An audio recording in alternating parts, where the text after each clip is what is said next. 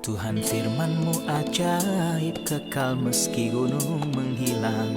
Tiada huruf yang gagal, tak terpatahkan siasat. Hidup seperti-Mu ya Allah, lebih dari emas. Aku bersaksi kitab-Mu, kitab yang suci. Mendengarkan firman-Mu, hibur hati yang luka. Terangilah langkahku kemanapun ku pergi. Biarkanlah firman-Mu berkuasa atasku. Ubahkanku, bebaskanku, ku mau menyenangkan-Mu. Salam jumpa pemirsa terkasih, saya menyambut Anda sekalian dimanapun Anda berada. Dalam episode yang terbaru, program studi harian kita Semua Kitab Suci. Kita masih mempelajari kitab Hosea, kitab nabi-nabi kecil yang pertama di dalam perjanjian lama. Dalam episode hari ini kita telah mencapai pasal yang ke-8. Saya ingatkan Anda bahwa bersama-sama kita mempelajari sejarah umat Allah yang dahulu, terutama kerajaan Israel, dan juga kejahatan di mana mereka hidup ketika Tuhan memberitahu mereka, sebab aku menyukai kasih setia dan bukan korban sembelihan. Namun mereka tidak mau belajar berbelas kasihan dan terus mempersembahkan korban dan hidup dalam kejahatan yang berlanjut. Oleh karena itu, Tuhan mendatangkan penghakiman atas mereka untuk kejahatan besar mereka. Tujuan dari pelajaran ini adalah untuk memahami firman Tuhan dan kitab-kitab Nabi, dan juga untuk belajar bagaimana menghormati Allah, takut akan Allah, dan menghormati kekudusan Allah di dalam kehidupan pribadi kita sehari-hari. Untuk memulai, izinkan saya untuk menyambut tamu kehormatan di studio, seorang hamba Tuhan, Saudara Yosef Riyad. Selamat datang, Saudara Yosef. Terima kasih, Saudara Riyad. Kami juga menyambut hadirin di studio, selamat datang. Pemirsa terkasih, kita akan memulai pembelajaran sesaat lagi, tetaplah bersama kami.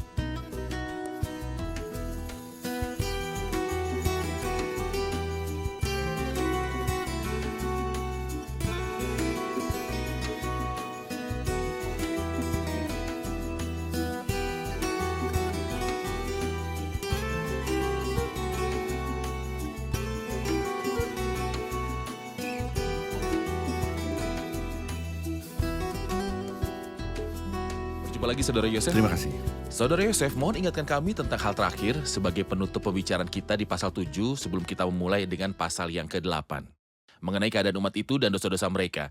Mereka terus melakukannya. Sejauh mana dosa-dosa itu membawa Efraim, Saudara Yosef? Nah, seperti yang kita pahami dari pasal 4, 5, 6, dan 7, dia membuktikan kejahatan bangsa ini. Dalam pasal ini, dia berbicara tentang penghakiman yang mengikuti kejahatan. Kita menutup pembicaraan kita terakhir kali dengan kata-kata mereka berbalik tapi bukan kepada yang maha tinggi. Mereka adalah seperti busur tipu. Adalah baik bahwa seseorang berbalik kembali.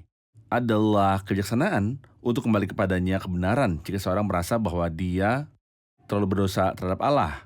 Ada baiknya bertobat dan berbalik. Ini diperlukan dan merupakan awal dari berkat. Namun sayangnya di sini dia mengatakan hal yang sangat serius. Mereka kembali tetapi tidak kepada yang maha tinggi. Mereka siap untuk membuat kebanggaan rohani atau memperbarui tetapi bukan pembaruan yang Allah kendaki. Ini bukanlah sikap berbalik yang tulus kepada Allah, tetapi mereka berbalik bukan kepada yang maha tinggi. Mereka akan perbaiki beberapa hal, tapi ini bukan yang diperlukan. Ia berkata di sini mereka adalah seperti busur tipu.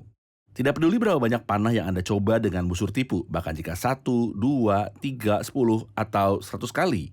Busur itu berbahaya, itu perlu ditangani dan perbaiki. Hal itu jahat dan butuh hati yang baru. Sayangnya inilah yang tidak dipahami atau diketahui oleh Israel. Sayangnya ketika banyak orang menemukan bahwa kejahatan mereka telah menjadi terlalu banyak, mereka mencoba mempraktikkan beberapa ritual untuk memperbaiki situasi.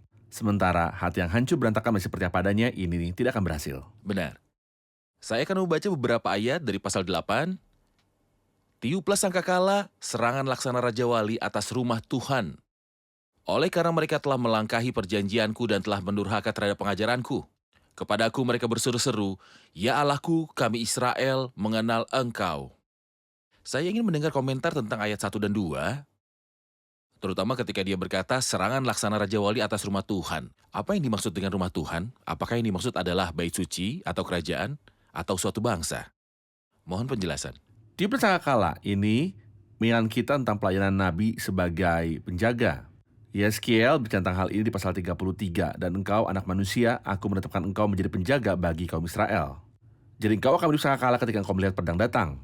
Di sini Allah berkata kepada Hosea bahwa pedang akan datang, itu akan membunuhmu dan menghakimi orang-orang jahat. Jadi siapkan sangkakala, tiuplah sangkakala. Ia akan datang seperti Raja Wali dan menggambarkan serangan gencar yang tiba-tiba, instan dan cepat.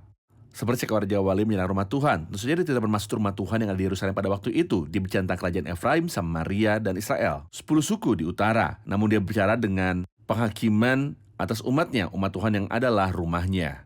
Sayangnya umat ini disebut rumah Tuhan seperti yang dikatakan oleh Rasul Petrus dalam 1 Petrus pasal 4.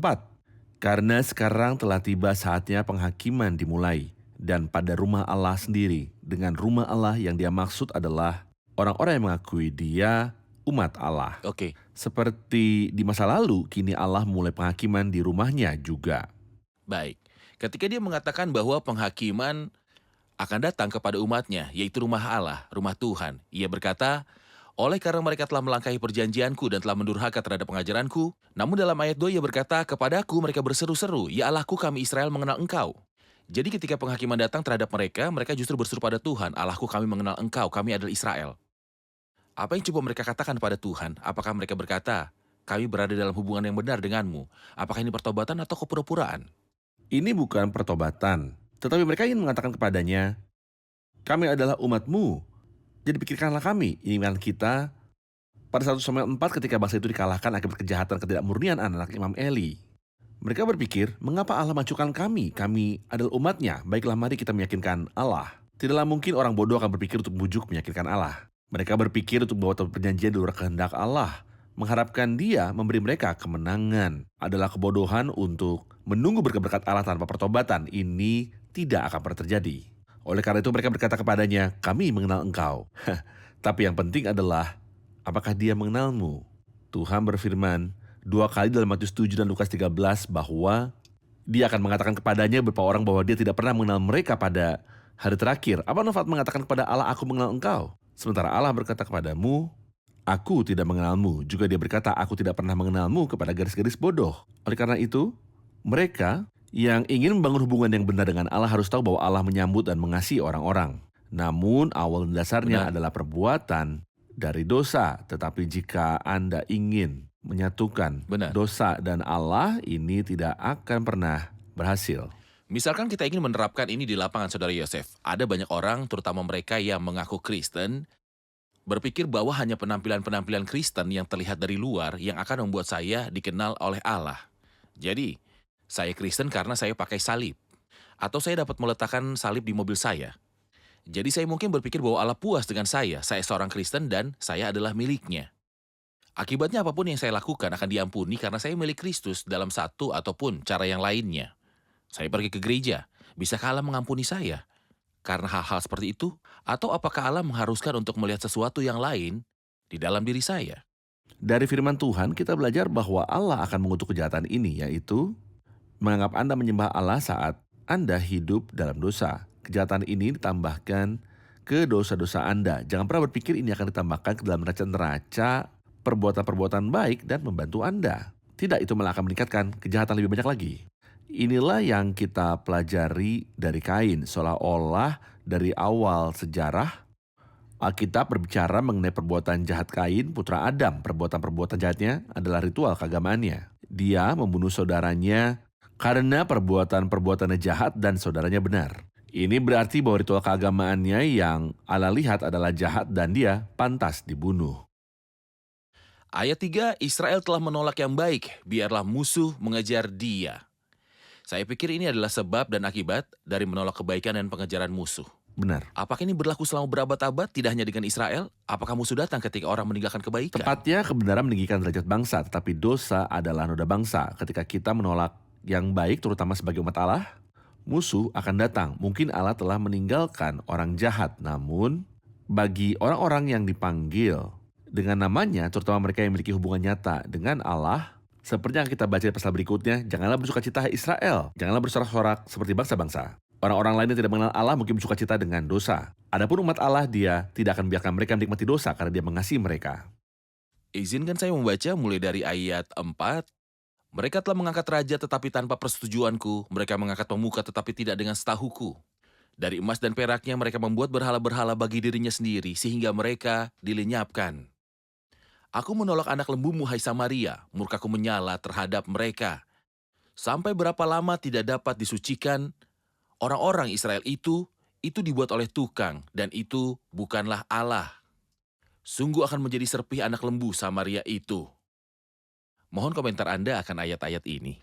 Faktanya perkataan ini begitu berkesan saat Allah berkata mereka telah mengangkat raja tetapi tanpa persetujuanku. Mereka mengangkat pemuka tapi dengan tidak setauku. Aneh, apakah umat Allah itu yang mengangkat raja-raja dan pemuka-pemuka sementara Allah menjadi yang terakhir mengetahuinya? Ketika seorang raja akan diangkat seharusnya ia diurapi oleh para imam dan nabi-nabi. Dan umat itu akan berdoa bagi dia. Tidak ada keberhasilan dalam kerajaan Tuhan tanpa Tuhan. Kenapa? Namun seakan-akan Tuhan tidak ada urusan apa-apa dengan mereka. Mereka telah mengangkat raja tetapi tanpa persetujuanku. Mereka mengangkat pemuka tapi dengan tidak setahuku. Ini bukan kita pada orang-orang jahat di zaman Kristus. Ketika mereka mengatakan bahwa orang Romawi akan datang dan mengambil tempat dan mangsa kita, mereka bicara seolah-olah itu milik mereka. Mereka lupa bahwa Kristus yang ingin mereka bunuh adalah pemilik bangsa dan tempat itu. Dia adalah sosok yang kita baca dalam Yohanes pasal 1, ia datang kepada milik kepunyaannya tetapi orang-orang kepunyaannya itu tidak menerimanya. Kata kepunyaan yang pertama berbeda dan kata kepunyaan yang kedua kepada milik kepunyaannya. Ia datang kepada milik kepunyaannya, kepada umatnya, kebun anggurnya, kepada tempatnya, kepada rumahnya. Tetapi umat kepunyaannya tidak menerima dia. Jadi ini belum baru. Mereka telah mengangkat raja tetapi tanpa persetujuanku atau dengan sepengetahuanku. Mereka tidak bertanya atau berkonsultasi denganku. Mereka melakukan urusan-urusan mereka karena mereka menghendaki kemerdekaan total dariku. Dalam definisi yang tepat, Anda mungkin tahu bahwa dosa adalah melakukan Kemerdekaan dari kemauan Allah. sendiri. Jadi melakukan kemauanmu sendiri adalah dosa.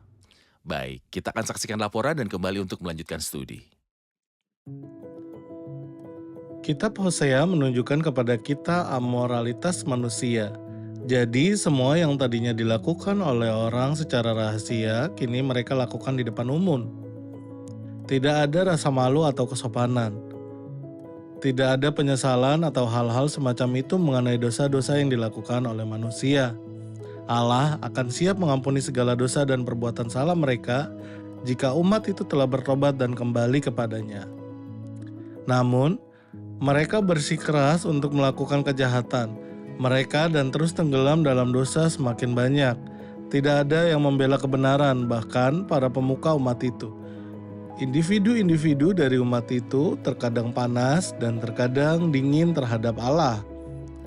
Ini adalah orang yang sangat bimbang di antara dua pendapat. Dan hasilnya adalah dia tidak memuaskan Allah ataupun hambanya. Kehilangan hubungan manusia dengan Allah adalah inti dari setiap masalah.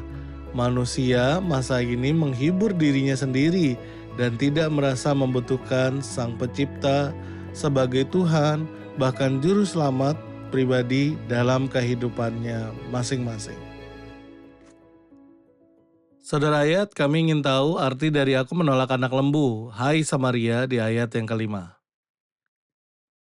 Mohon tafsirkan ayat 5, Saudara Yosef. Nah, kata ditolak bisa menandakan bahwa baunya menyengat.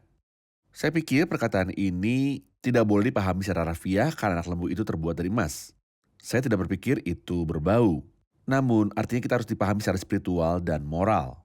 Kemana penyembahan anak lembu itu akan menuntun bangsa itu? Kejahatan. Untuk kejahatan yang paling buruk. Rumah-rumah para pezina dan pelaku sodomi selalu bersebelahan dengan tempat-tempat penyembahan berhala. Jadi sayangnya umat Tuhan telah menempatkan patung anak lembu di Samaria dan menyembahnya dengan semua praktik mereka. Oleh karena itu sebagai hasil dari penyembahan berhala, kata persundalan disebutkan. Dalam kitab ini sebanyak 28 kali, itu adalah 4 kali 7. Mereka tidak mengatakan mari kita berzina, tapi marilah kita mempraktikkan penyembahan berhala. Saya ingat bahwa dalam sejarah Israel itu terjadi 2 kali. Pertama kali di Keluaran 32 ketika mereka menyembah anak lembu emas, duduklah bangsa itu untuk makanan minum, kemudian bangunlah mereka dan bersukaria. Harun telah melepaskannya. Kedua kalinya pada Baal Peor ketika Bani Israel berzina dengan putri-putri Moab. Jadi ketidakkudusan dikaitkan dengan penyembahan berhala. Benar. Jadi di sini mereka Menyembah seekor anak lembu, kecurangan berbau busuk dari ritual-ritual abnormal yang diperhatikan dalam penyembahan berhala. Benar, tepat. Dari ayat 7 berbunyi, sebab mereka menabur angin, maka mereka akan menuai puting beliung. Gandum yang belum menguning tidak ada pada mereka. Tumbuh-tumbuhan itu tidak menghasilkan tepung. Dan jika memberi hasil, maka orang-orang lain menelannya. Saya ingin mendengar komentar Anda tentang deskripsi serius tentang ketika angin ditabur dan puting beliung dituai. Namun bahkan jika itu menghasilkan tepung, orang asing akan menghabiskannya. Tidak ada berkat, tidak ada gandum. Ini adalah sebuah prinsip lama. Ini kembali ke Kejadian 8. Selama bumi masih ada, tak akan berhenti musim menabur dan menuai. Perjanjian baru menegaskan prinsip ini. Apa yang ditabur orang itu juga yang akan dituainya. Pertimbangkan perbedaannya, Anda menabur jumlah yang relatif sedikit.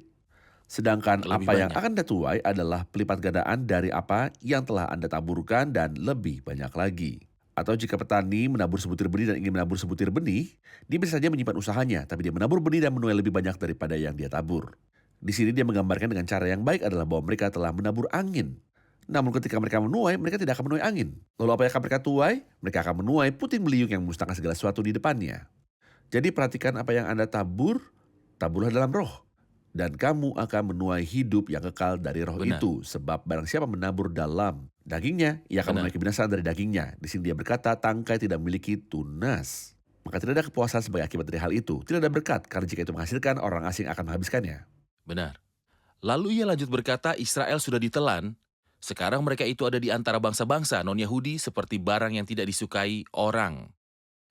Sebab mereka telah pergi ke Asyur, bagaikan keledai hutan yang memencilkan diri. Efraim telah membagi-bagi hadiah cinta. Ya, sekalipun mereka membagi-bagi hadiah itu di antara bangsa-bangsa, sekarang ini aku akan mengumpulkan mereka dan sebentar lagi mereka akan berhenti mengurapi raja dan para pemuka. Saya ingin pelajari penafsiran kata ini. Nah, pada awalnya Israel sudah ditelan. Ini membawa pikiran kita ke kitab Yeremia pasal 51 ayat 34 dan ayat yang ke-44. Ketika dia menggambarkan Nebukadnezar sebagai naga yang menelan Yehuda. Masalah yang sama ada di sini. Asyur akan menelan Samaria dan ini adalah bangsa pengasingan oleh Asyur. bangsa Asyur. Jadi di sini Israel sudah ditelan. Sekarang mereka berada di antara orang bukan Yahudi seperti barang yang tidak disukai orang. Barang siapa menjauh dari Allah mendatangkan aib bagi dirinya sendiri. Misalnya bacalah pasal 3 dari kitab Ester dan Anda akan menemukan bahwa pendapat Haman tentang bangsa ini adalah bahwa mereka tidak berharga. Jadi dia berkata kepada Raja Ahasveros bahwa ada suatu bangsa di negeri itu, hukum yang mereka miliki berbeda dari semua bangsa lain. Jadi kami ingin menyingkirkan mereka. Ahasveros sudah bertanya kepadanya siapa bangsa itu, tapi dia setuju untuk menyingkirkannya. Haman siap membayar dengan uangnya sendiri untuk menghancurkan bangsa ini, tetapi Ahasveros mengatakan bahwa dia akan membayar dan menyiapkan mereka. Jadi itu adalah barang atau bejana yang tidak disukai oleh orang. Jika kita mencari di ensiklopedia apapun, kita akan tahu bahwa Hitler dari zaman kontemporer yang kita ingat membunuh sekitar 6 juta orang dari negeri itu. Mengapa? Ini adalah barang atau bejana yang tidak disukai orang. Mereka menyebabkan kejengkelan dimanapun mereka berada. Mengapa? Allah ingin mereka menjadi berkat bagi semua orang. Seandainya mereka mentaati Allah, mereka akan jadi demikian. Ketika mereka menjauh dari Allah, mereka akan menjadi bejana atau barang yang tidak disukai orang. Benar, baik. Saudara Yosef ayat 11 dan 12 berbicara tentang Efraim yang merupakan kerajaan Israel. Dan berkata, sungguh Efraim telah memperbanyak mesbah. Mesbah-mesbah itu menjadikan mereka berdosa. Sekalipun kutuliskan baginya banyak pengajaranku, itu akan dianggap mereka sebagai sesuatu yang asing. Ada mesbah-mesbah untuk berbuat dosa, dan hal-hal besar dari hukum Taurat dianggap sebagai hal yang aneh. Sejauh mana Efraim dipermalukan? Seperti yang kami katakan di awal episode ini, kepercayaan seseorang yang tidak ingin bertobat menjadikannya bersalah, bukan membenarkannya. Kepercayaan Kain menjadikannya bersalah dan bukan membenarkannya. Di sini dia berkata, sungguh Efraim telah memperbanyak mesbah. Mesbah itu telah menjadikan mereka berdosa. Semakin banyak mereka mempersembahkan korban, semakin banyak dosa yang mereka bawa kepada diri mereka sendiri. Apa sebenarnya yang Allah inginkan? Inilah yang dia katakan. Aku telah menuliskan baginya hal besar dari hukumku, tapi sayangnya itu semua dianggap hal yang aneh. Seolah Allah ingin berkata, aku berikan kepadamu hukumku untuk melakukan apa yang dikatakannya. Sesungguhnya mendengarkan lebih baik daripada korban sembelihan, memperhatikan lebih baik daripada lemak domba-domba jantan.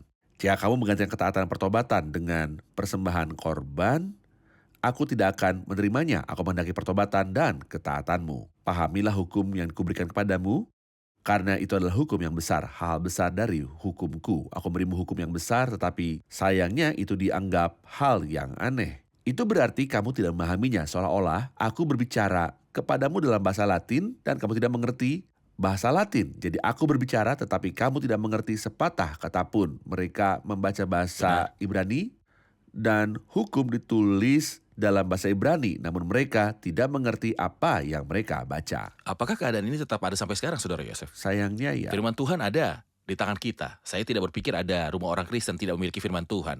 Namun ketika Anda bertanya kepada seseorang, mereka sering menjawab, saya tidak mengerti. Apa yang dikatakan firman Tuhan? Saya tidak mengerti. Jalan menuju surga. Itu tergantung perbuatanmu. Kamu harus bekerja, dan Allah akan menimbang setiap perbuatanmu pada hari terakhir. Dia akan melihat apa yang telah Anda lakukan, perbuatanmu selama di bumi. Padahal Alkitab begitu jelas dan tegas menunjukkan jalan menuju ke surga. Tolong beri kami peringatan, karena mungkin salah satu pemirsa yang sedang menyaksikan sekarang memiliki Alkitab di rumah, di mana jalan menuju surga sudah jelas, namun jika dia membaca Alkitab, dia tidak mengerti. Bagaimana kita bisa memahami Alkitab? Sayangnya terkadang ketika Alkitab dibacakan, bahkan tempat-tempat ibadah, Alkitab dibaca dengan cara yang tidak membantu orang untuk memahaminya. Ketika kita membaca kitab Ezra dan Nehemia, dikatakan bahwa orang-orang membaca dan menafsirkan kata-kata itu dengan contoh-contoh. Saya seharusnya membaca dan berhenti di tempat yang tepat agar pendengar dapat memahami apa yang saya katakan. Namun membaca Alkitab dengan cara yang tidak menuntun orang untuk memahami firman tidak akan memberkati orang. Seperti yang mereka pikirkan, tidak ada berkat dari kitab Allah sebelum dipahami. Anda harus memahaminya. Saya berharap para pemimpin agama menganggap bahwa mereka bertanggung jawab dan akan memberikan pertanggungjawaban untuk orang-orang yang mereka ajak bicara. Mereka harus memahami firman Tuhan. Saya tidak memberitahu kepada mereka firmanku. Saya ingin mengatakan kepada manusia untuk tidak bergantung pada orang lain untuk membuat mereka mengerti. Saya memiliki Alkitab yang ditulis dalam bahasa Arab, dalam bahasa yang jelas dan dapat dimengerti. Berusahalah. Anda mengerahkan upaya untuk segalanya. Mengapa? Anda tidak melakukan sedikit upaya untuk hidup kekekalan Anda. Begitu Anda jujur, Allah tidak akan meninggalkanmu. Dia akan memberikan Anda pengertian karena Allah memberikan pengertian dalam segala Terima hal. kasih, kita akan menerima pertanyaan dari hadirin. Saya mempunyai sebuah pertanyaan tentang ayat 13. Mereka mencintai korban sembelihan, mereka mempersembahkan daging dan memakannya, tetapi Tuhan tidak berkenan kepada mereka. Apa arti ayat ini? Saudara Yosef ayat 13, mereka mencintai korban sembelihan, mereka mempersembahkan daging dan memakannya. Jelas bahwa mereka mempersembahkan berbagai korban dan persembahan. Tetapi Tuhan tidak berkenan pada mereka. Sekarang ia akan mengingat kesalahan mereka dan akan menghukum dosa mereka. Mengapa Tuhan tidak menerimanya? Kata-katanya di sini ironis dengan cara yang hebat. Kamu bunuh binatang, lalu memakannya. Apakah kamu menganggap ini sebagai korban persembahan bagiku? Kamu bunuh supaya kamu bisa memakannya. Oleh karena itu Tuhan tidak menerima korban persembahan semacam ini. Seperti yang dia katakan dalam Zakaria, berpuasa untuk aku dan ketika kamu makan, dan ketika kamu minum bukan kamu makan, dan minum untuk dirimu sendiri. Seolah-olah Tuhan ingin mengatakan bahwa ritual keagamaan, apapun yang tidak memiliki sikap tulus terhadap Allah akan kehilangan nilainya. Anda berpuasa kemudian Anda makan. Ketika Anda berpuasa atau makan, Anda tidak memikirkan Allah dalam pikiranmu. Anda berpuasa dengan berhenti makan dan kemudian Anda makan. Maksud ini ada dalam Zakaria pasal 6 dan 7. Lalu misalnya dalam Nubuat Malaki pasal 2, dia mengatakan ungkapan ini. Aku akan mengirimkan kutuk antaramu dan akan buat berkat-berkatmu menjadi kutuk. Sesungguhnya aku akan mengatakan denganmu dan akan melemparkan kotoran ke mukamu, yakni kotoran korban di hari-hari rayamu. Kata hari raya berarti korban-korban yang Anda persembahkan dalam perayaan. Dia bilang, aku tidak mendapat apa-apa dalam hal ini. Oleh karena itu ketika kita membaca dalam Injil Yohanes, kita tidak membaca tentang musim-musim Tuhan, tetapi hari-hari orang Perayaan Yahudi. orang Yahudi. Orang Yahudi dahulu bisa merayakan suatu hari raya, dan kemudian mereka berhenti. Mereka persembahkan korban dan makan, dan kemudian berhenti. Mereka berpuasa dan kemudian mereka berhenti berpuasa. Mereka benar-benar merupakan Allah. Dia tidak bangsa ini datang mendekat dengan mulutnya dan memuliakan aku dengan bibirnya, padahal hatinya menjauh daripadaku. Tidak ada nilai untuk semua ritual Anda, segala persembahan ini hanyalah untuk daging yang kamu makan. Anehnya, pasal ini dimulai dengan menyebutkan hubungan mereka dengan anak lembu Samaria, penyembahan berhala. Ya. Namun dalam pasal yang sama dia juga menyebutkan mereka terus mempersembahkan korban yang berhubungan dengan Tuhan, tetapi menyertainya dengan kejahatan yang besar. Mereka mempersembahkan korban-korban yang mereka makan, tetapi hati mereka hampa dari kasih dan penghargaan kepada Ini Tuhan. perzinahan, saudara ayat. Inilah inti dari perzinahan. Anda tidak meninggalkan Tuhan. Oleh karena itu Elia berkata kepada mereka, kamu lebih baik meninggalkan Tuhan jika kamu mau. Kalau Baal itu Allah, ikutilah dia. Namun mereka mengikuti baik Allah maupun Baal. Inilah sebuah bencana yang sangat besar. Benar.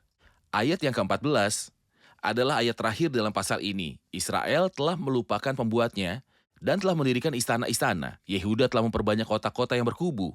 Tetapi aku akan melepas api ke dalam kota-kota mereka sehingga puri mereka dimakan habis.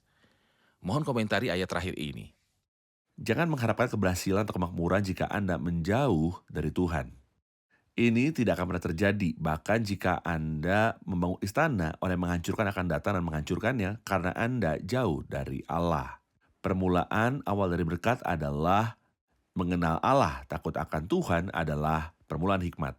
Alih-alih pergi ke hadapan Allah dengan rendah hati, mereka membangun istana-istana dalam kejahatan mereka yang luar biasa. Benar. Istana membuat seseorang merasa kekuatan dan kepercayaan diri. Terima kasih Saudara Yosef, kita telah di akhir episode. Kita rangkum episode ini bersama hadirin.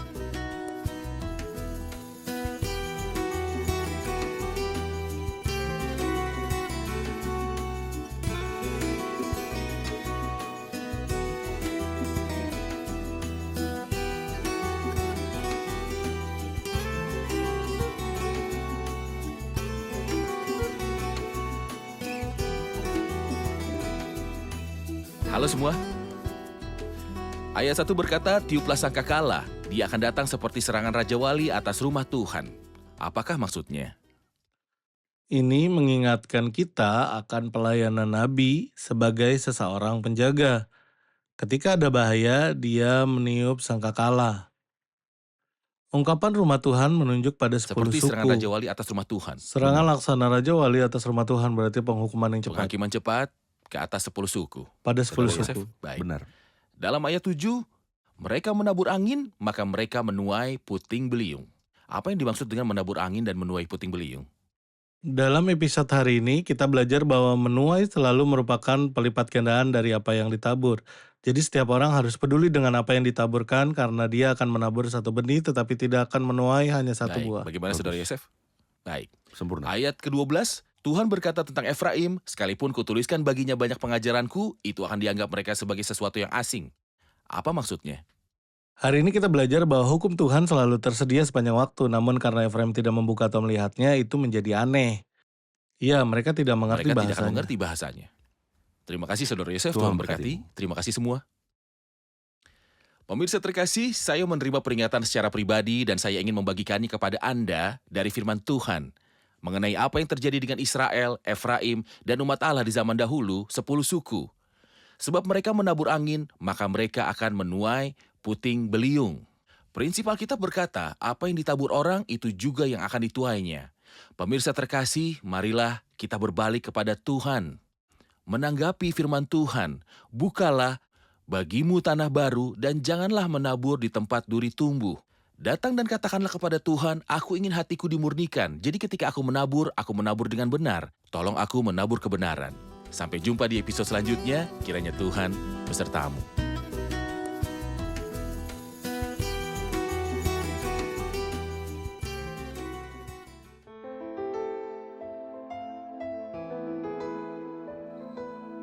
Tuhan firman-Mu ajaib, kekal meski gunung menghilang. Tiada huruf yang gagal, tak terpatahkan siasat. Hidup seperti-Mu ya Allah, lebih dari emas. Aku bersaksi kitab-Mu, kitab yang suci.